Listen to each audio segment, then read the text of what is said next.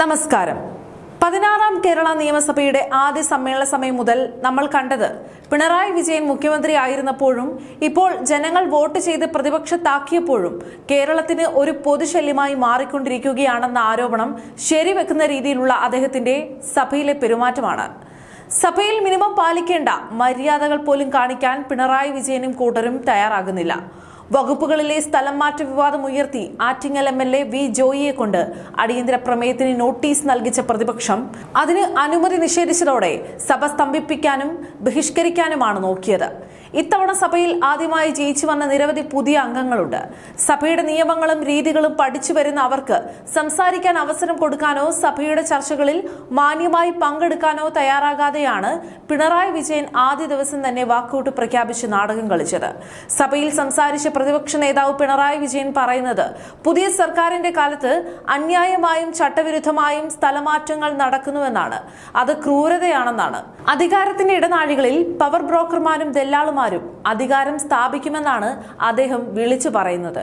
ഇത് കേൾക്കുമ്പോൾ ജനങ്ങൾ ചോദിക്കുന്നത് ഒരൊറ്റ ചോദ്യമാണ്.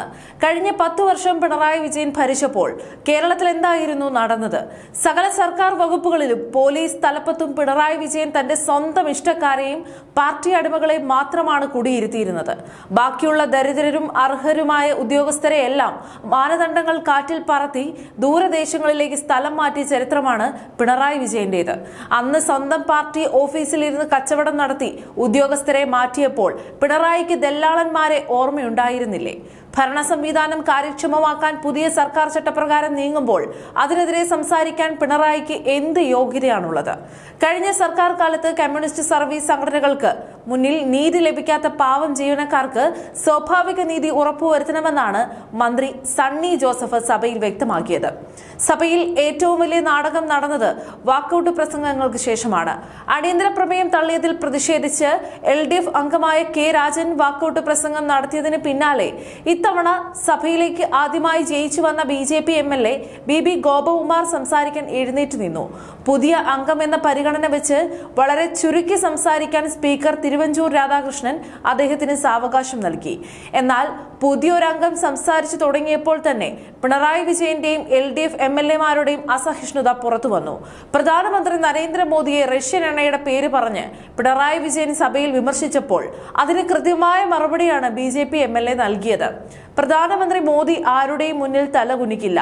പക്ഷേ ഇവിടുത്തെ പ്രതിപക്ഷ നേതാവിന് EDയെ പേടിയാണെന്ന് BB ഗോപകുമാർ തുറന്നടിച്ചതോടെ കമ്മ്യൂണിസ്റ്റ് ബെഞ്ചുകൾ ഭ്രാന്ത് പിടിച്ചതുപോലെ സഭയിൽ ബഹളം വെക്കാൻ തുടങ്ങി. ഒരു പുതിയ അംഗത്തിന്റെ കന്നിപ്രസംഗം പോലും തടസ്സപ്പെടുത്താൻ നോക്കിയ പിണറായി വിജയൻ സ്പീക്കർ ചട്ടം ലംഘിച്ചു എന്ന് പറഞ്ഞ് കുറ്റപ്പെടുത്താൻ നോക്കിയത് എത്ര വലിയ നാണംകെട്ട ഏർപ്പാടാണ്.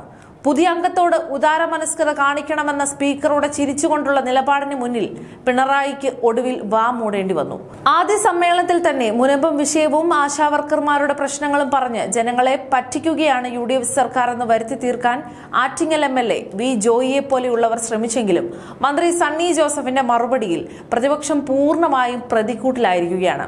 മുൻ ഭരണകാലത്ത് തങ്ങൾ കാട്ടിക്കൂട്ടിയ സകല അഴിമതികളും നിയമലംഘനങ്ങളും മറച്ചുവെക്കാൻ വേണ്ടി ഇപ്പോൾ പുതിയ സർക്കാരിന്റെ ഓരോ ചെറിയ നടപടികളിലും കുറ്റം കണ്ടുപിടിക്കാനാണ് പിണറായി വിജയൻ ശ്രമിക്കുന്നത്. മുഖ്യമന്ത്രിയായിരുന്നപ്പോൾ ജനങ്ങളെ വെല്ലുവിളിച്ച പിണറായി വിജയൻ ഇപ്പോൾ പ്രതിപക്ഷ നേതാവായി ഇരിക്കുമ്പോഴും അതേ അഹങ്കാരവും അസഹിഷ്ണുതയുമാണ് സഭയ്ക്കുള്ളിൽ പുറത്തെടുക്കുന്നത്. പുതിയ സഭാംഗങ്ങളോട് പോലും മര്യാദ കാണിക്കാത്ത ഈ കമ്മ്യൂണിസ്റ്റ് ശൈലിക്ക് കേരള നിയമസഭയുടെ ചരിത്രത്തിൽ വലിയ വില കൊടുക്കേണ്ടി വരും. സഭ തല്ലിപ്പൊളിച്ച പഴയ പാരമ്പര്യമുള്ളവർ പുതിയ അംഗങ്ങളെ ചട്ടം പഠിപ്പിക്കാൻ വരേണ്ടതില്ല എന്ന് ജനങ്ങൾ കൃത്യമായി ഓർമ്മിപ്പിക്കുന്നു. പുതിയ നിയമസഭയുടെ ആദ്യ സമ്മേളനത്തിൽ തന്നെ പ്രതിപക്ഷ നേതാവ് പിണറായി വിജയനും കൂട്ടരും കാണിക്കുന്ന ഈ ഒരു അസഹിഷ്ണുതയും അഴിഞ്ഞാട്ടവും കേരളവും കാണുന്നുണ്ട്. സഭയിലേക്ക് ആദ്യമായി ജയിച്ചു വന്ന BJP MLA BB ഗോപകുമാറിന് സംസാരിക്കാൻ സ്പീക്കർ ഉദാരമനസ്കത കാണിച്ചപ്പോൾ അതിനെ പോലും തടസ്സപ്പെടുത്താൻ നോക്കി പിണറായിയുടെ കള്ളക്കളി സഭയിൽ പൊളിഞ്ഞുപോയി. നിങ്ങൾക്ക് EDയെ പേടിയാണ്, മോദി ആർക്കു മുന്നിലും തലകുനിക്കില്ല എന്ന് ഗോപകുമാർ മുഖത്തു നോക്കി പറഞ്ഞപ്പോൾ കമ്മ്യൂണിസ്റ്റ് അണികൾക്ക് കൃത്യമായി കുരുപൊട്ടിയിരിക്കുകയാണ്. 10 വർഷം സ്വന്തം ഇഷ്ടക്കാരെ തിരികെ കയറ്റി പിണറായി വിജയൻ ഇപ്പോൾ സ്ഥലം മാറ്റത്തിന്റെ പേരിൽ സഭ ബഹിഷ്കരിക്കുന്നത് അത്യന്തം പരിഹാസ്യമാണ്. കളിയൊക്കെ മാറി പ്രതിപക്ഷ നേതാവേ, നിങ്ങളുടെ ഈ ഒരു ഇരട്ടത്താപ്പ് നാടകങ്ങൾ ഇനി സഭയ്ക്കുള്ളിലും പുറത്തും വില പോകില്ല.